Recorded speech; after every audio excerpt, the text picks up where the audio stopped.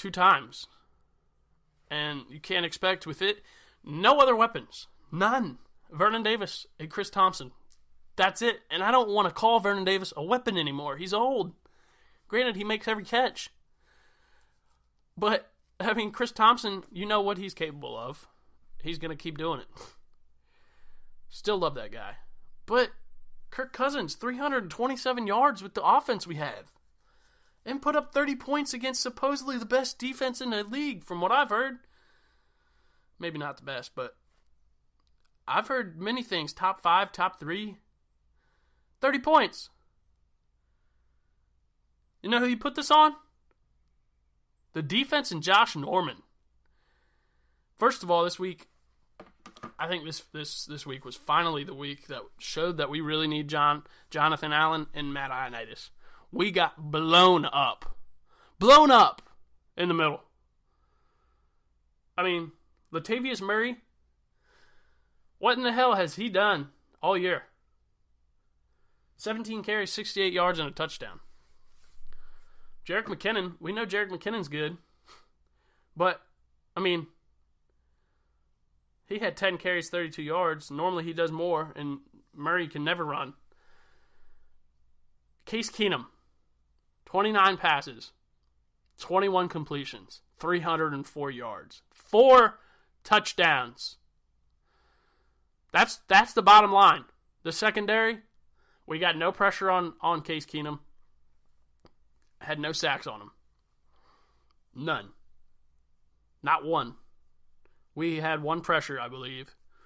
Preston Smith hit him. And I think he forced the interception, the first one. But Case Keenum looked like an NFL MVP. They're 7-2. This is by far the worst 7-2 team I've seen. I'm sorry. Their defense is good. Case Keenum's not a quarterback. He is not.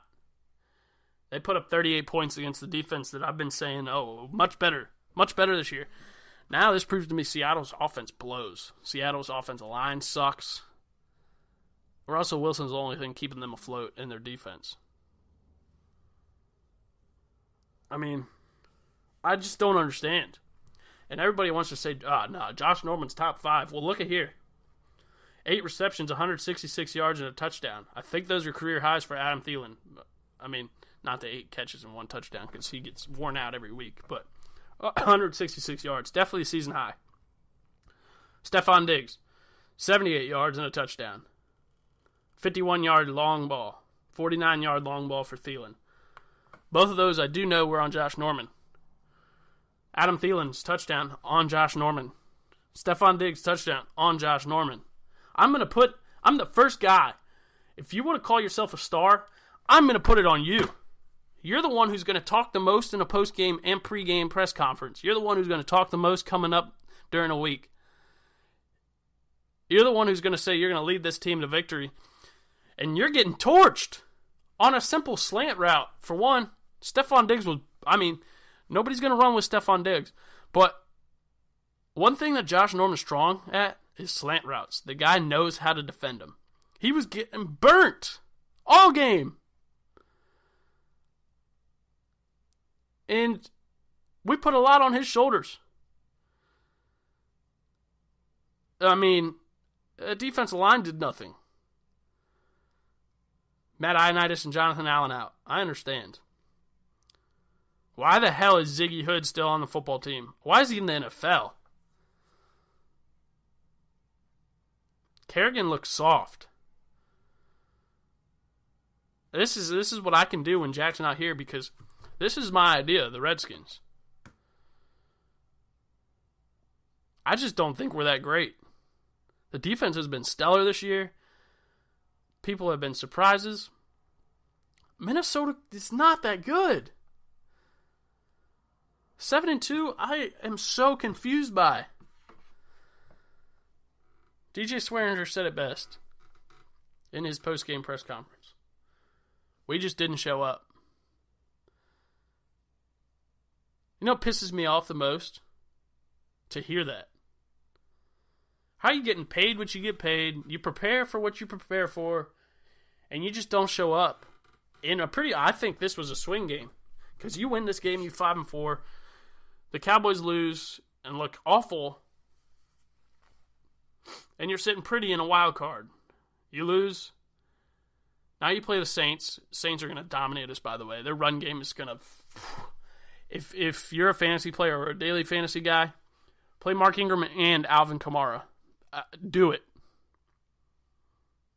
They're going to combine for 5 touchdowns and 300 yards. So you sit at 4-6 after that. And then you play the Cowboys. Zeke-less Cowboys. You don't know what you can expect from that team.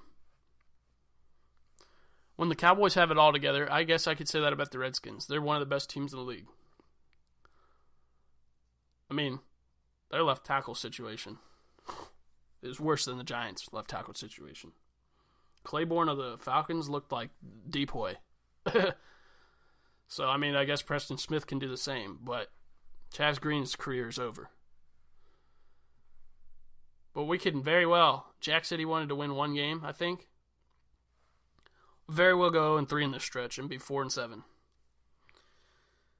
And after that, it's considered smooth sailing, right? We play the Saints, Giants, Cowboys. Okay, it's considered smooth sailing after the Cowboys, right? Chargers, Cardinals, Broncos, Giants. I'm willing to bet we're going to lose the Giants twice. And, I mean, Rob Kelly's gone. Samaje Perine, which is fine, because Perine's better back. But, where do you go from here? I'm almost at the point where if you don't think you can make it to the playoffs, stop winning. Give us the 8th pick, 7th pick. That was a piss-poor performance. You could have set a tone. 6-2 Minnesota Vikings. It's one of the best defenses in the league come in here. And your offense puts up 30 points against one of the best defenses in the league. And the defense that has been bailing you out all year sleeps. Besides DJ Swearinger. His first 2 interception game of his career. I don't know what to tell you. Will Compton's out. Mason Foster's still gone.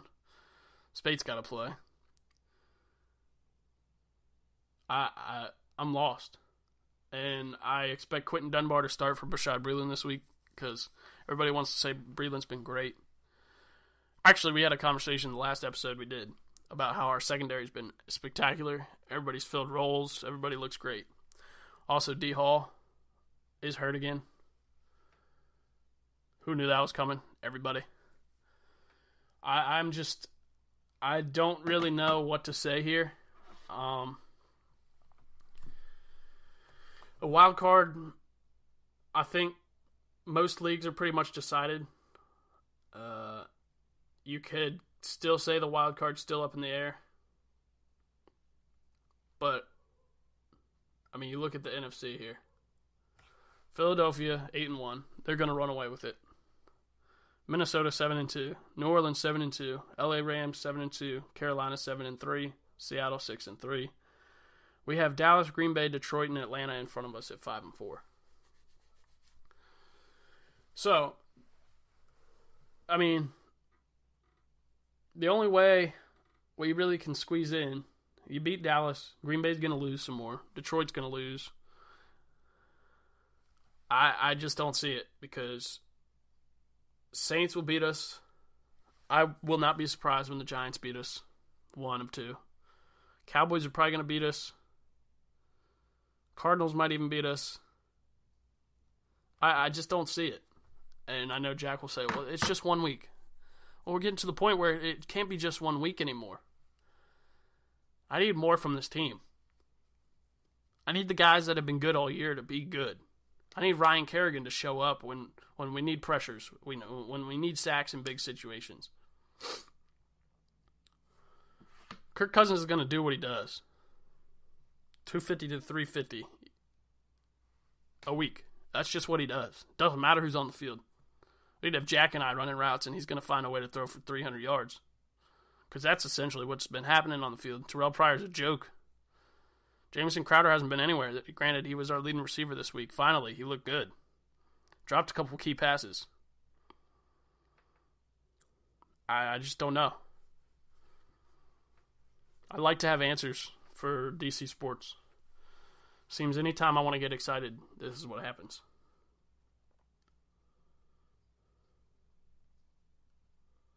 So, that being said, this week's going to be a wash.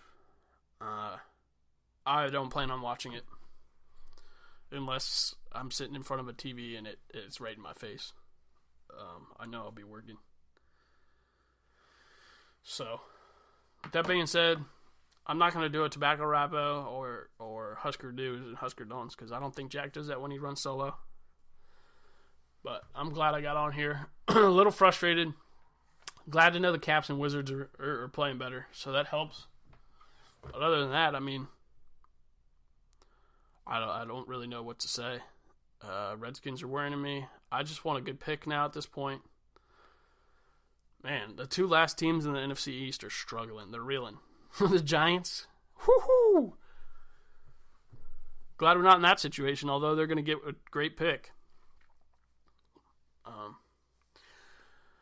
right. Well, with that being said, I am out of here. Signing off, ladies and gentlemen.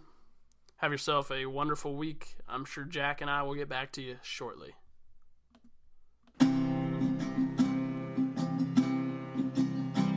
Let me tell you a story about Cory and Jack.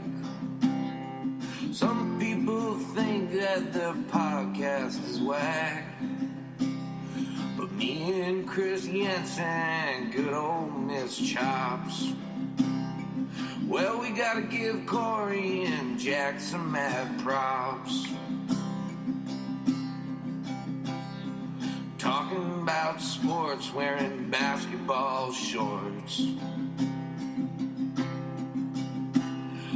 Dipping tobacco and being wacko. And let's not forget about sweet Husker Du. 'Cause he loves everyone, even you, Miss Chops. Oh, Miss Chops, won't you marry me? Oh, Miss Chops, won't you drink my pee? Drink my pee. Shout out to Bernie Sanders.